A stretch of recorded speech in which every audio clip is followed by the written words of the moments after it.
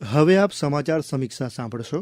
વિષય છે બેટી બચાવો બેટી પઢાઓ અભિયાનના 10 વર્ષ પૂર્ણ. લેખક પ્રવેશ અડિયેચા. ભારતમાં એક કહેવત છે, યત્ર નાર્યસ્તુ પૂજ્યંતે રમંતે તત્ર દેવતા, એટલે કે જ્યાં મહિલાઓનું સન્માન થાય છે ત્યાં દેવતાઓ નિવાસ કરે છે. દેશની દીકરીઓને સશક્ત બનાવવા માટેના બેટી બચાવો બેટી પઢાઓ અભિયાનને 10 વર્ષ પૂર્ણ થતા આ કહેવત ફરી યાદ આવી છે. બેટી બચાવો બેટી પઢાઓ એ માત્ર સૂત્ર જ નહીં પરંતુ સમાજને જાગૃત કરવાનો એક સંકલ્પ છે. આ શબ્દો છે કેન્દ્રીય મહિલા અને બાળ વિકાસ મંત્રી અન્નપૂર્ણા દેવીના. તેમણે કહ્યું, આજે એક પણ ક્ષેત્રમાં દેશની દીકરીઓ કોઈનાથી પાછળ નથી.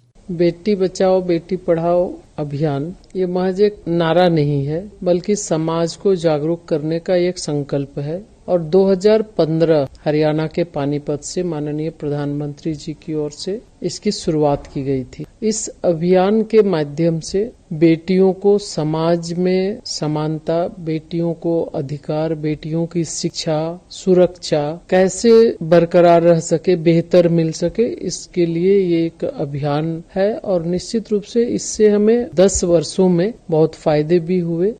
કેન્દ્રીય આરોગ્ય અને પરિવાર કલ્યાણ મંત્રી જગત પ્રકાશ નડ્ડા તેમજ કેન્દ્રીય મંત્રી અન્નપૂર્ણા દેવીએ 22મી જાન્યુઆરીએ બેટી બચાવો બેટી પઢાઓ પહેલની 10મી વર્ષગાંઠ પ્રસંગે આયોજિત સમારોહનું નવી દિલ્હીમાં ઉદ્ઘાટન કર્યું. આ દિવસ દેશમાં બાળકીઓની સલામતી, શિક્ષણ અને સશક્તિકરણના એક દાયકાના સતત પ્રયાસોનું પ્રતીક છે. સ્ત્રી ભ્રૂણ હત્યા અટકાવવા અને કન્યાઓના શિક્ષણ તેમજ સશક્તિકરણને પ્રોત્સાહન આપવાના હેતુથી આ અભિયાનનો પ્રારંભ થયો હતો. अब सेक्स रेशियो को बैलेंस करने में, आंदोलन को खड़ा करने में तो महिला विकास आगे बढ़ सकता है, लेकिन सेक्स रेशियो को बैलेंस करने में स्वास्थ्य विभाग को अग्रगणी भूमिका अदा करनी पड़ी और इसीलिए वो हमारी जिम्मेवारी आई. पीसीपीएनडीटी एक्ट और पीसीपीएनडीटी एक्ट के तहत हम लोगों ने प्रयास किया.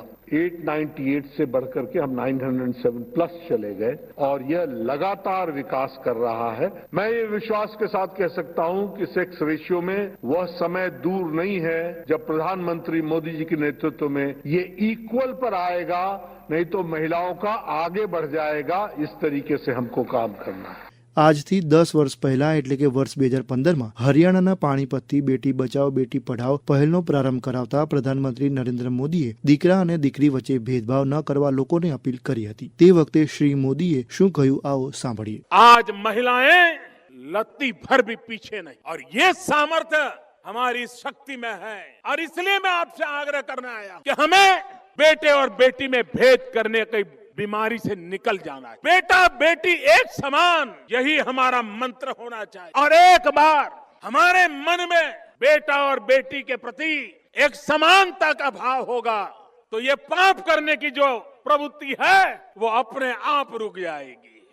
વાત કરીએ આપણા રાજ્યની. ગુજરાતમાં આ અભિયાનના પરિણામે દીકરીઓનો જન્મદર 890થી વધીને 955 થયો હોવાનું સત્તાવાર યાદીમાં જણાવાયું છે. રાજ્યમાં district hub four empowerment of woman આ યોજના દ્વારા શાળા છોડનારી દીકરીઓને સલાહ આપી તેમની સમસ્યાઓ દૂર કરી તેમને ફરીથી શાળાએ આવવા પ્રેરિત કરાય છે. કેન્દ્ર અને રાજ્ય સરકારની અનેક પહેલના કારણે રાજ્યની શાળાઓમાં કન્યાઓના નામાંકન દરમાં વધારો તથા શાળા છોડવાના પ્રમાણમાં ઘટાડો થયો છે. રાજ્યમાં વર્ષ 2002-03માં દીકરીઓનો નામાંકન દર 66.83% રહ્યો હતો. વર્ષ 2022-23માં તે વધીને 99.81% થયો છે. એટલે કે આ દરમાં 33%નો વધારો નોંધાયો છે. જાતિ વિશેષજ્ઞ દ્વારા અવારનવાર બાળકોની ઘરે ઘરે જઈ મુલાકાત અને તેમના માતા પિતાને શિક્ષણનું મહત્વ સમજાવી તેમને સલાહ આપવામાં આવી હતી. આ દીકરીઓને સરકારી શાળામાં પુનઃ પ્રવેશ કરાવવા પણ પ્રેરિત કરવામાં આવી હતી. રાજ્યમાં દીકરીઓના જન્મનું પ્રમાણ વધે, દીકરીઓના શિક્ષણમાં વધારો થાય તે માટે રાજ્ય સરકાર દ્વારા વહાલી દીકરી યોજના અમલમાં મૂકવામાં આવી. આ યોજના થકી દીકરીઓને જન્મથી 18 વર્ષ સુધીમાં 4,000 થી 1 લાખ રૂપિયા સુધીની સહાય આપવામાં આવે છે. દીકરીઓના મૃત્યુદર ઘટાડવા તથા તેમના શિક્ષણ, આરોગ્ય અને સમાનતા અંગે જાગૃતિ લાવવાના ઉદ્દેશથી